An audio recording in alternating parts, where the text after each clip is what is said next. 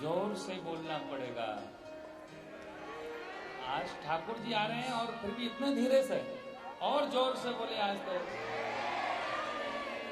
और जोर से बोले।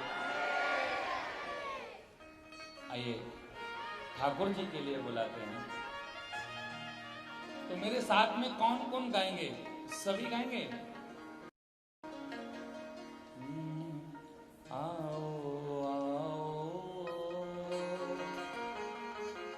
मेरे घनश्याम आ जाओ। गाइए। आओ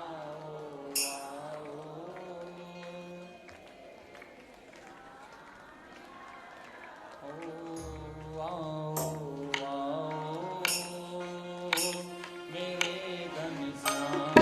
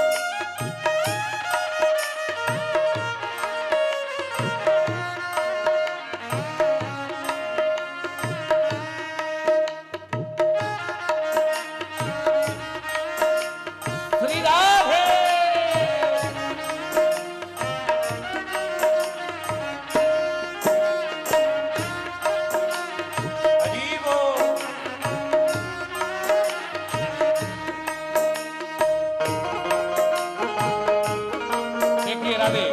आज कन्हैया का जन्मोत्सव है। किसका जन्म है? जो कभी जन्म नहीं लेता है, भगवान तो प्रकट होते हैं। भय प्रगट कृपाला दीन दयाला। आज अजन्मा का जन्मदिन है। किसका जन्म दिवस है आज?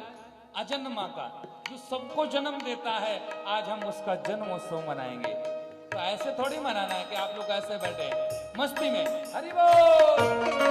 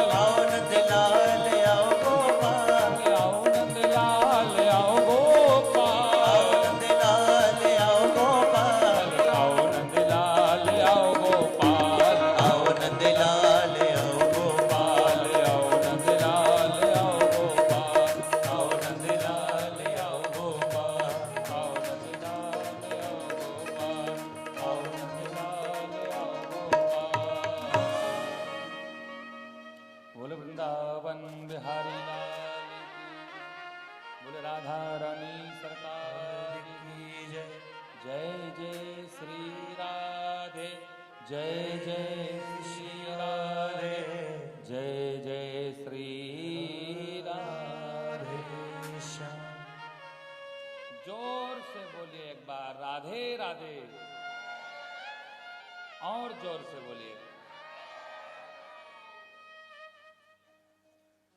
आओ आओ, सभी लोग गाइए एक बार, 2 मिनट। आओ आओ मेरे घनश्याम में आ जाओ।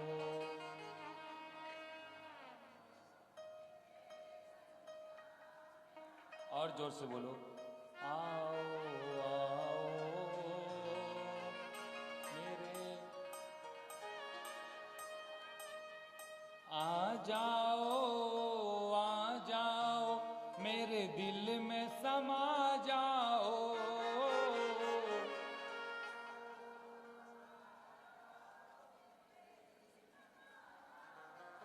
आओ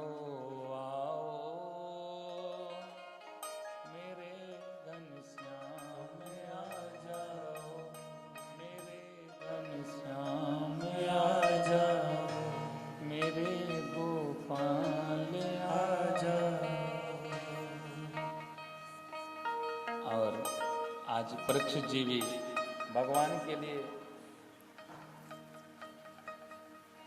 इंतजार कर रहे हैं कि ठाकुर का दर्शन हमें कब होगा। और कल तृतीय दिवस की अंतिम बेला में, अंतिम समय पर संत शिरोमणि परमहंस श्री सुखदेव जी ने बताया है कि भक्ति में वह शक्ति है, भक्ति भक्तांत युक्त भक्ति ही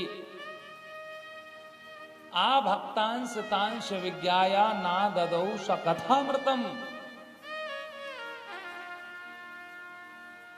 आ भक्तांश तांश विज्ञाया, अगर कहीं सत्संग हो रहा हो, भगवान की भक्ति का गान हो रहा हो, अगर वहां पर आ भक्तांश जो भक्त नहीं है और आ जाए तो कहते हैं काग कुभात कुत संगत पर ही। इंसान तब सुधरता है कब? बिनु सत्संग विवेक न होई। जब तक इंसान सत्संग नहीं करेगा तो तब तक भगवान की कृपा होने वाली नहीं है। बिनु सत्संग विवेक न होई। सत्संग करना अनिवार्य है। देखिए, सत्संग संतों का संग। सत्संग ऐसा ही नहीं कि हम ही लोग आपस में बैठ जाएं और जो जैसा जानता है तो वैसी चर्चा करें। पहले एक बार संतों का संग हो, फिर सत्संग करें, फिर भगवान की कृपा हो जाएगी।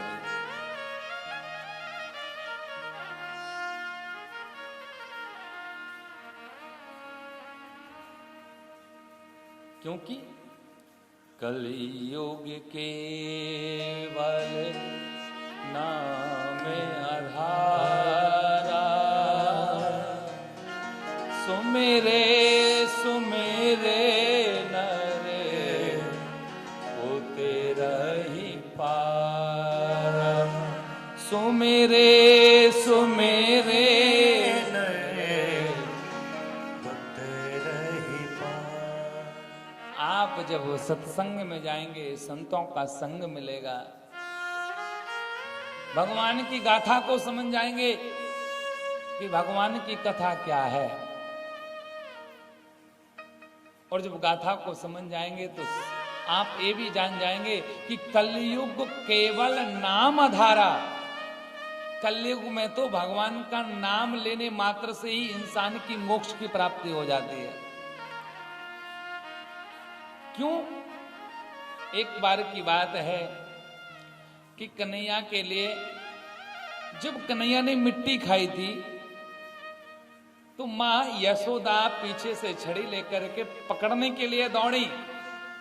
कन्हैया पकड़ाई में नहीं आ रहे थे और तब यशोदा ने, मैया ने सौगंध रखी, अरे कन्हैया तुझे सतयुग के भक्तों की सौगंध है, पकड़ में आ जाओ। कन्हैया नहीं आए। त्रेता के भक्तों की सौगंध है, पकड़ में आ जाओ। कन्हैया नहीं आए। द्वापर के भक्तों की सौगंध है, कन्हैया पकड़ में आ जाओ। कन्हैया पकड़ में नहीं आए। और जैसे ही कन्हैया से कहा, कन्हैया तुझे कलयुग के भक्तों की सौगंध है, पकड़ में आ जाओ, तो कन्हैया पकड़ाई में आ जाते हैं। मां यशोदा पकड़ लेती है। यहां परीक्षित जी ने सुखदेव से पूछा कि हे संत शिरोमणि, आप मुझे ये बताइए, क्या सतयुग के भक्तों को कन्हैया नहीं चाहते हैं? द्वापर के, त्रेता के भक्तों को नहीं चाहते हैं कन्हैया? बोले चाहते हैं। बोले सतयुग के भक्तों की सौगंध रखी तो नहीं रुके, त्रेता की रखी नहीं रुके, द्वापर की रखी नहीं रुके, कलयुग की रखी तो क्यों रुक गए? बोले इसका भाव यह है कि कलयुग में तो वैसे ही भक्त दो चार हैं, अगर वही मर गए तो इस संसार में भगवान का नाम कौन गाएगा? इसीलिए कलयुग केवल नाम आधारा। नाम मात्र लेने से इंसान की सुंदर सद्गति हो जाती है, भगवत कृपा हो जाती है।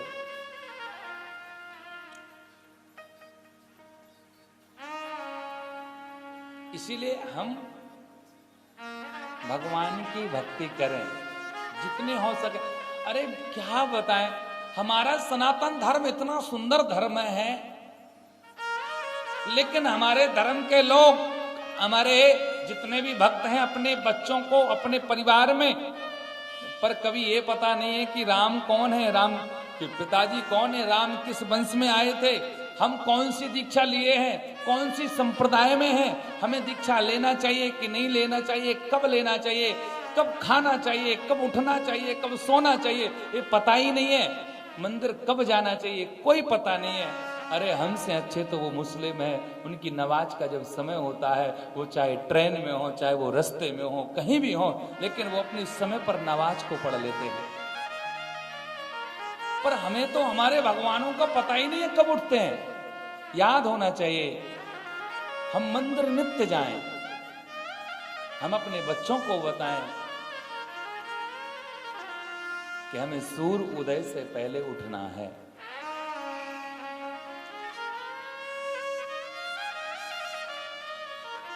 देखिए, आप दिन में 10 बजे नहाना और सवेरे 5 बजे नहाना। सवेरे 5 बजे जिस दिन स्नान करोगे उस दिन आपको दिन बहुत बड़ा लगेगा और आपको जो फीलिंग होगी ना बहुत अच्छी होगी कि आज तो बहुत अच्छा लग रहा है। आप स्नान करने के बाद 5 मिनट भगवान का जाप कर लेना। आपको 5 मिनट जाप करने से ही आपके अंदर एक ऊर्जा आएगी। आपको लगेगा थोड़ा कि भगवान है, भगवान इस संसार में है और भगवान नित्य आते हैं। हर इंसान के घर में नित्य आते हैं, नित्य दर्शन देते हैं।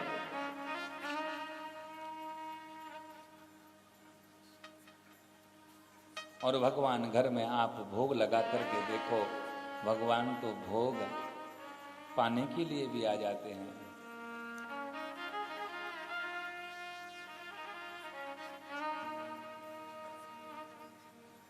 भगवान मंदिर में रहते हैं। हम देखिए मंदिर जाते हैं या किसी बड़े मंदिर में गए, तीर्थों पर मंदिर में गए, मंदिर का हमने दर्शन किया तो हमारे लिए नेत्र बंद नहीं करना है, नेत्र खोल करके देखना है। कई लोगों को मैंने देखा है मंदिर में जाएंगे, बाकी बिहारी की मंदिर में जाएंगे, नेत्र बंद करके खड़े हो जाएंगे। अरे नेत्र बंद करके दर्शन करना था तो घर पर ही कर लेता। यहाँ तो दर्शन करने आए हैं, एक एक चीज की ठाकुर जी को देखें। ठाकुर जी कौन से कलर की बांसुरी को धारण किए हुए हैं और ठाकुर जी कैसे मुस्कुरा रहे हैं, कैसे खड़े हुए हैं, ये हमारे लिए याद करना चाहिए। किस कलर की वह पुष्पों की माला पहने हुए हैं, कौन से कलर का पीतांबर है, आज मोर पंख किस तरह रखा हुआ था, किस तरह का मोर पंख लगाए हुए थे। और घर पर आने के बाद में फिर ठाकुर जी की छवि को आपको निहारना है, देखना है, तो नेत्र बंद कीजिए, उस छवि का ध्यान कीजिए, तो आपका दर्शन करना सार्थक है।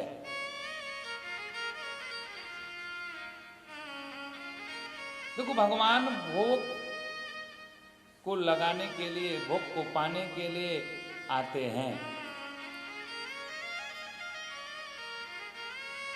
एक बार की बात है, आज भी वृंदावन में नित्य ठाकुर जी आते हैं और आज भी नित्य ठाकुर जी को भोग लगाया जाता है। आप लोगों ने नाम सुना होगा राधा वल्लभ। राधा वल्लभ दर्शन दुर्लभ। राधा वल्लभ भगवान का दर्शन दुर्लभ है। कोई पता नहीं है कब पर्दा बंद हो जाए, कोई पता नहीं है। आज भी राधा वल्लभ मंदिर में ठाकुर जी नित्य आते हैं। रात्रि के समय पुजारी जी नित्य 7 पेड़े रखते हैं, कुल्हड़ में जल को रखते हैं। सुबह जब पुजारी देखते हैं तो 7 पेड़े फूटे हुए मिलते हैं और कुल्हड़ में जल नहीं मिलता है। एक दिन की बात है कि एक दिन पुजारी जी 7 पेड़े रखना भूल गए, जल रखना भूल गए। रात्रि के 12 बजे और जैसे ही 12 बजते हैं ठाकुर जी को भूख लगती है। ठाकुर जी को भूख लगती है, छोटे से बालक का रूप लेकर के मंदिर के बाहर आ जाते हैं।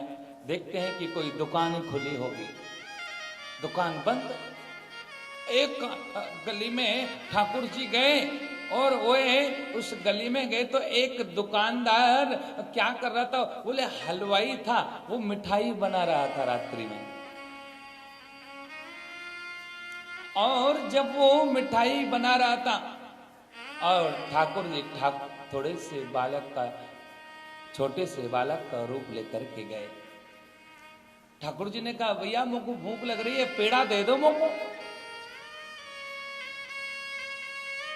हलवाई ने पूछा, अरे बालक, छोटा सा बालक है और इतनी रात्रि में तू अकेले इसमें गलियों में घूम रहा है।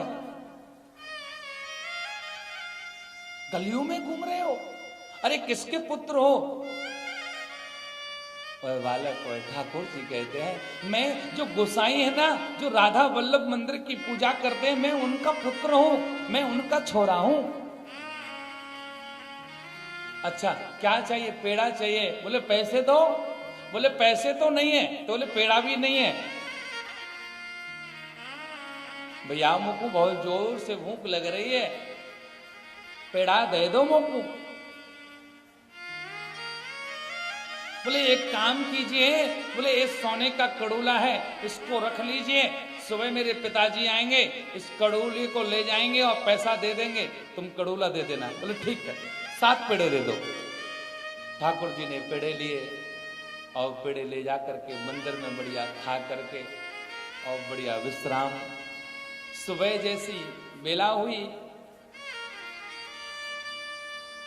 पुजारी जी आए, श्रृंगार को उतारा है, ठाकुर जी का बढ़िया स्नान कराया और स्नान कराने के बाद में बढ़िया चंदन इत्यादि लगा करके वस्त्रों को पहना करके श्रृंगार करना प्रारंभ किया।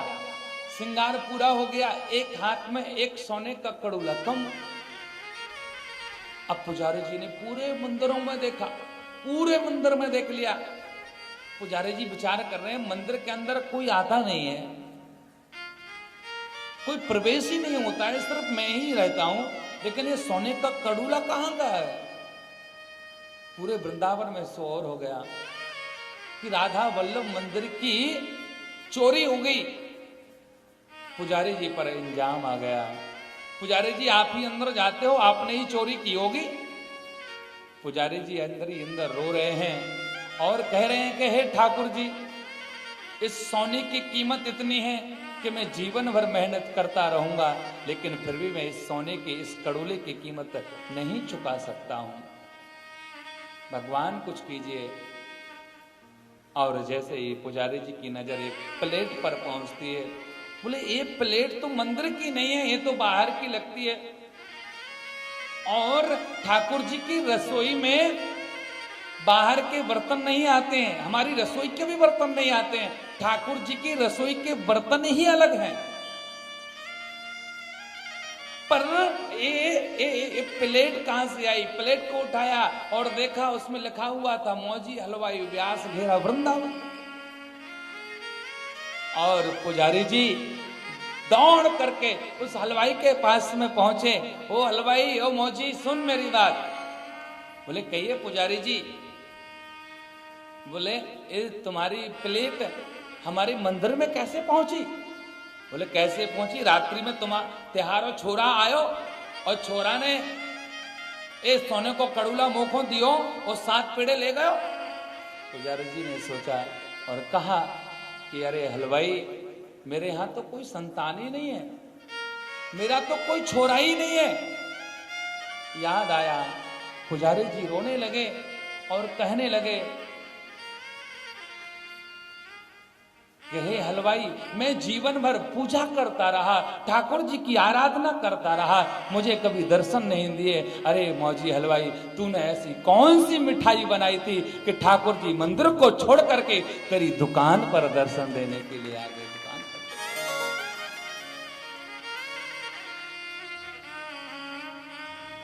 पुजारी जी रो रहे हैं। भक्त का भाव है। जब भक्त का भाव सुंदर रहता है तो ठाकुर जी भी देरी नहीं करते हैं आने में।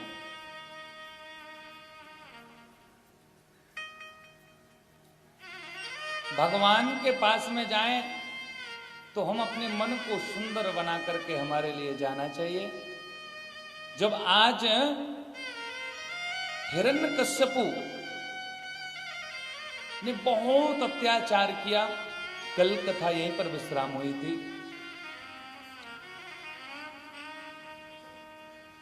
हिरण्यकश्यपु बहुत अत्याचार करने लगा। कभी किसी को भी अपने आप को महान नहीं मानना चाहिए, अपने आप को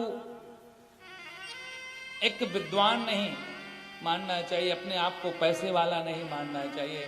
हम तो इस संसार में दासानुदासः, दासों के भी दास हैं। ये इंसान की सोच होनी चाहिए।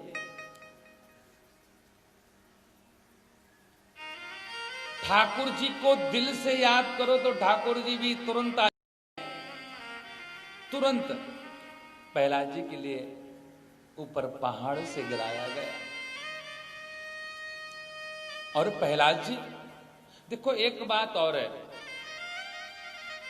कि कंस, उग्रसेन के यहां कंस जन्म ले लेते हैं और हिरण्यकश्यपु के यहां भक्त प्रहलाद जन्म ले लेते हैं।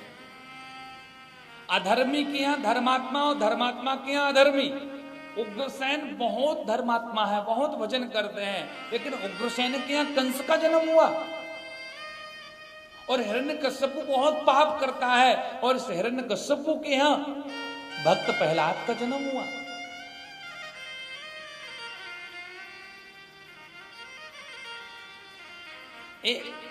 ऐसा क्यों होता है? बोले हर किसी के परिवार में भी बोले 3 पीढ़ी 2 पीढ़ी के बाद में बोले चेंज हो जाता है।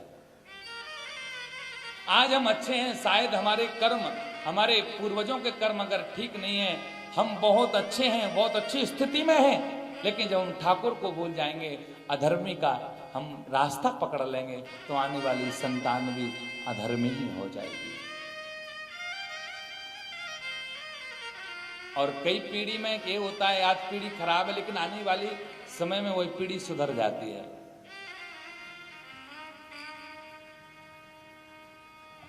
तो यहां पर भक्त प्रहलाद ने ठाकुर जी का स्मरण हर समय किया। और जब प्रहलाद जी के लिए ऊपर से फेंका ना, तो प्रहलाद जी जब गिरते हुए मैंने तेरा नाम लिया है, गिरने ना दिया तूने मुझे थाम लिया है। जब गिरते हुए मैंने तेरा नाम लिया है, गिरने ना दिया तूने मुझे थाम लिया है। गिरने ना दिया तूने मुझे थाम लिया है। भगवान के ऊपर अगर भरोसा रहता है तो भगवान अवश्य हमारे लिए थाम लेते हैं। और भक्त प्रहलाद जी जब सभा में पहुंचते हैं तो हिरण्यकश्यपु ने पूछा, भाई बोले बताइए प्रहलाद, तेरे भगवान का क्या नाम है? प्रहलाद जी कहते हैं, मेरे भगवान का नाम तो नारायण है। नारायण नाम है? बोले नहीं, वो तो मेरा दुश्मन है। बोले संसार का भगवान तो नारायण ही है, संसार का ऑपरेटर, संसार का संचालक तो नारायण ही है। हिरण्यकश्यपु कहता है, अरे प्रहलाद, तुम्हें पता नहीं है, तुम्हारे चाचा को उस नारायण ने छल करके वध कर दिया, तुम्हारे हिरण्याक्ष का, तुम्हारे चाचा का। और तुम उस नारायण के लिए, उस कपटी, उस छलिया के लिए भगवान कहते हो, वो भगवान नहीं है। अच्छा ये बताओ कि नारायण कहाँ रहता है? प्रहलाद जी ने यह कहा कि नारायण कहाँ नहीं है। नारायण तो हर जगह है। लोग कहते हैं भगवान कड़कड़ में है, भगवान कड़कड़ में नहीं है, एक कड़कड़ ही भगवान में व्याप्त है। हम सब भगवान के अंदर बैठे हुए हैं, भगवान कड़कड़ में नहीं है। अगर भगवान कड़कड़ में हो जाए तो भगवान छोटे हो गए, यह पत्थर, यह कड़कड़ बहुत बड़ा हो गया। ये पूरा ब्रह्मांड ही भगवान के अंदर बैठा हुआ है, भगवान के अंदर हम बैठे हुए हैं। तभी तो कहते हैं भगवान को खोजने की आवश्यकता नहीं है, अपने अंदर झांक के देख लो, भगवान का दर्शन हो जाएगा। इसलिए कहते हैं कि हम अपने अंदर देखें कि हम कौन हैं, कहां से आए हैं। जैसे एक सेठ के यहां पर कई नौकर काम करते हैं, सुबह से शाम तक वह नौकर बिक्री करता है दुकान की, शाम के समय अपने सेठ को हिसाब देकर के अपने घर चला जाता है कि नहीं जाता है। तो वैसे ही हमारे लिए भी सुबह से लेकर के शाम तक जो मेरा हिसाब है, शाम के समय भगवान के पास में बैठ करके अपनी दिनचर्या का हिसाब देना चाहिए। फिर भगवान उस हिसाब को रख लेते हैं, तिजोरी में रख देते हैं। और जब तिजोरी कभी खोलते हैं तो ठाकुर जी को फिर हमारी याद आ जाती है और हमारा बेड़ा पार हो जाता है, बेड़ा पार हो जाता है। ठाकुर की तिजोरी में भी हमारा नाम होना चाहिए, ठाकुर जी के भजन की पूंजी में भी हमारा नाम होना चाहिए।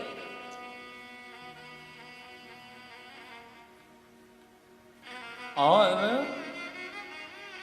प्रहलाद ने तो कह दिया हर जगह मेरा ठाकुर है, हर जगह, तुझ में भी है, मुझ में भी है, खड़ग खंभ में भी है।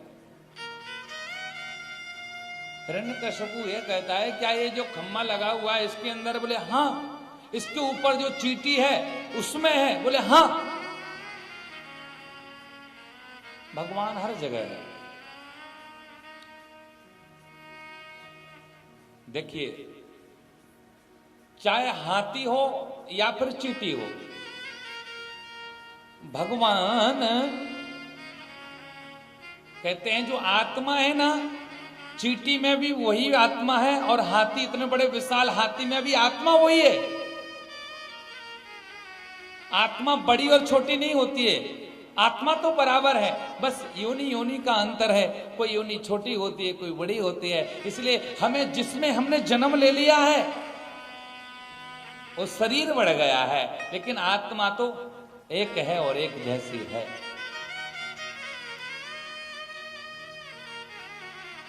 और जब नृसिंह भगवान की कृपा इस तरह हुई कि जब हिरण्यकशिपु ने तलवार को निकाल करके इस खंबे पर प्रहार किया, चींटी के ऊपर प्रहार किया, और जैसे ही प्रहार किया और इतने में हमारे भगवान प्रकट हो गए। बोले नरसिंह भगवान की जय जय श्री राधे, जय जय श्री राधे, जय जय श्री राधे। और जब भगवान प्रकट हुए तो दोनों में युद्ध हुआ, और युद्ध होने के बाद में अंतिम समय में अपनी गोदी में हिरण्यकशिपु के लिए भगवान ने लेटा लिया है।